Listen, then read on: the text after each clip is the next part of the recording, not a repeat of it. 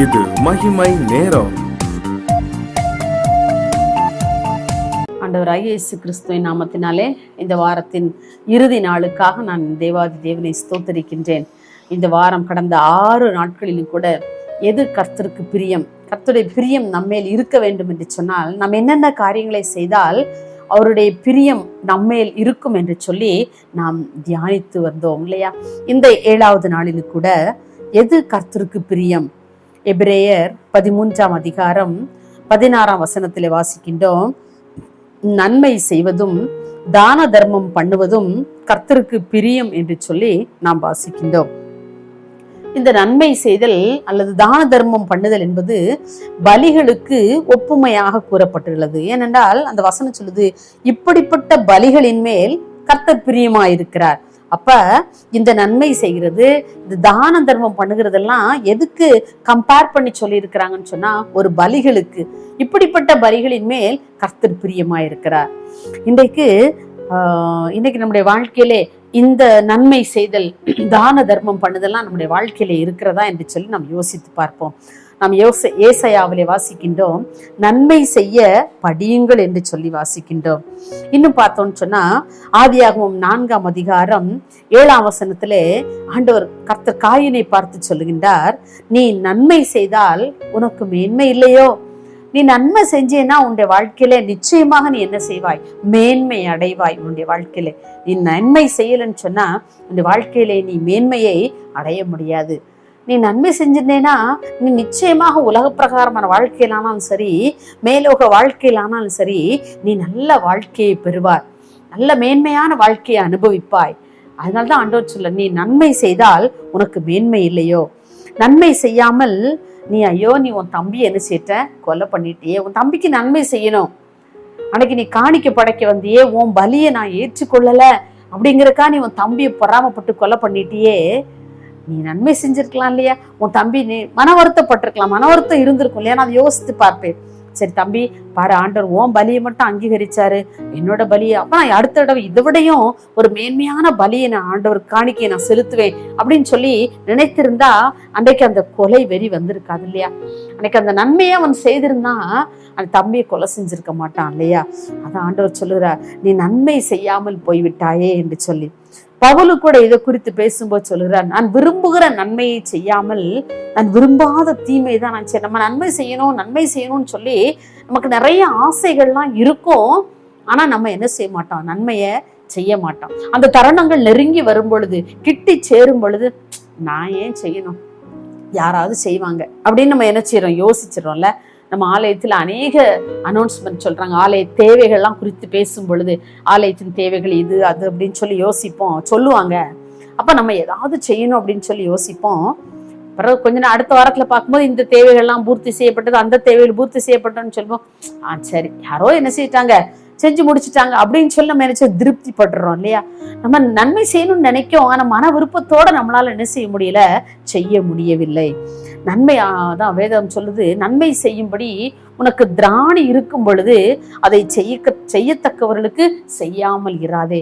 ஆண்டவர் நமக்கு நல்ல பொருளாதார வசதியை கொடுத்திருக்கிறார். அப்போ உனக்கு நன்மை செய்ய முடியும்.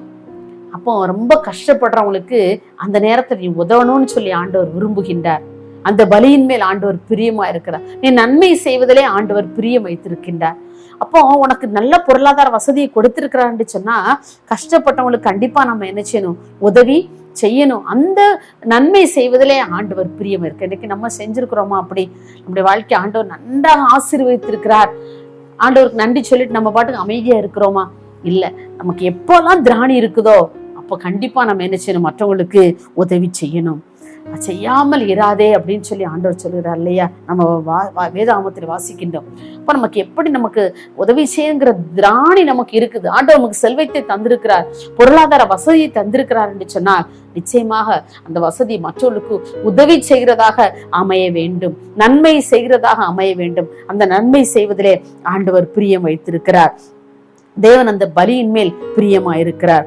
அடுத்த நாம் பார்க்கும்போது நன்மை செய்வது மாத்திரமல்ல, தான தர்மம் என்பது கணக்கு பார்த்து செலவு செய்வது அல்ல இல்லையா? உலக பிரகாரமான பழமொழி சொல்லுவாங்க, தனக்கு பின் தானம் அப்படின்னு சொல்லுவாங்க. தனக்குன்னு வச்சுக்கிட்டு தான் அதுக்கப்புறம் என்ன செய்யணுமா, தானம் பண்ணணும்னு சொன்னோம். இல்லை இல்லை, அப்படி கிடையாது இல்லையா. என்ன அப்போஸ்தலர் 36ஆம் அதிகாரத்துல தொர்க்காள் என்று சொல்லுகிற ஒரு ஸ்திரீயை குறித்து நாம் வாசிக்கின்றோம். தனக்கென்று எதையும் கூட வைத்திராமல் மற்றவர்களுக்காக கொடுப்பதுதான் தானம். தமக்குன்னு வச்சுட்டு நமக்கு போக மீதியை கொடுக்கறது தானமே இல்லை.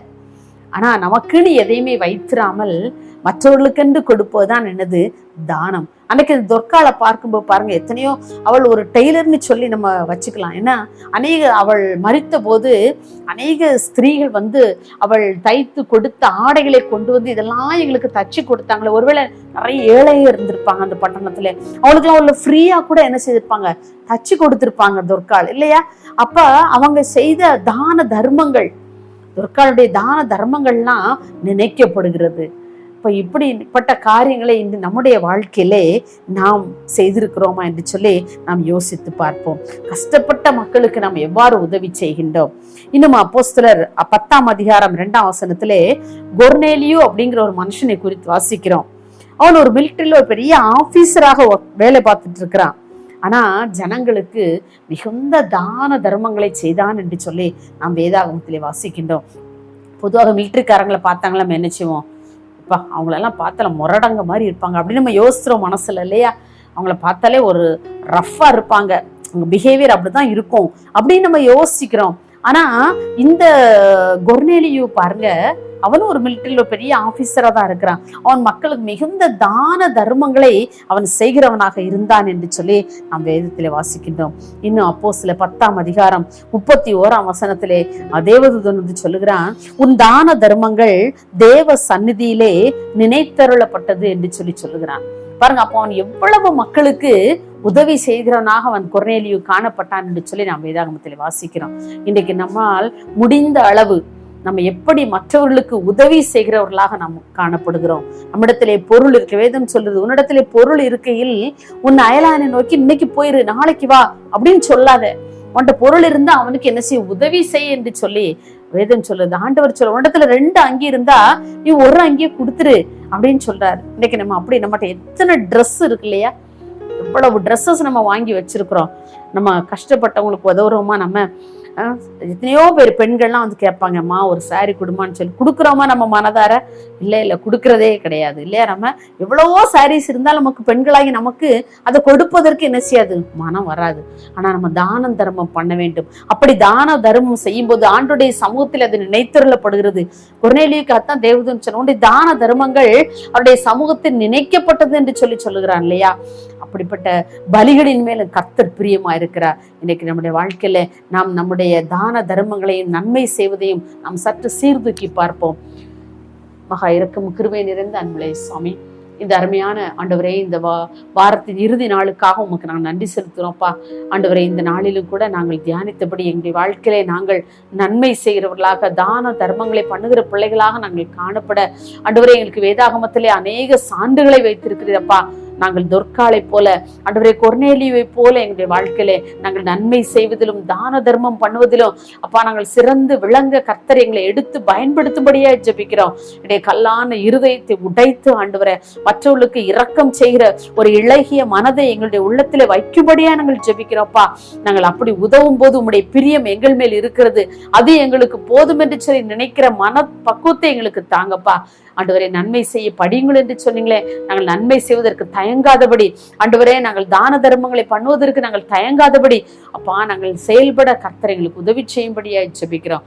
அப்படிப்பட்ட உள்ளங்களை எங்களுக்கு மாற்றி கர்த்தநீர் நன்மை செய்யும் தான தர்மங்களை பண்ணவும் எங்களுக்கு நீங்க இரக்கம் பாராட்டும்படியா நாங்கள் ஜெபிக்கிறோம். அப்படிப்பட்ட இருதயத்தை கர்த்தனை வைக்கிறதற்காக உமக்கு நாங்கள் நன்றி செலுத்துறோம். உம்முடைய கரங்களிலே தாழ்த்தி தருகிறோம். இயேசுவின் நாமத்தில் பிதாவே, ஆமேன்.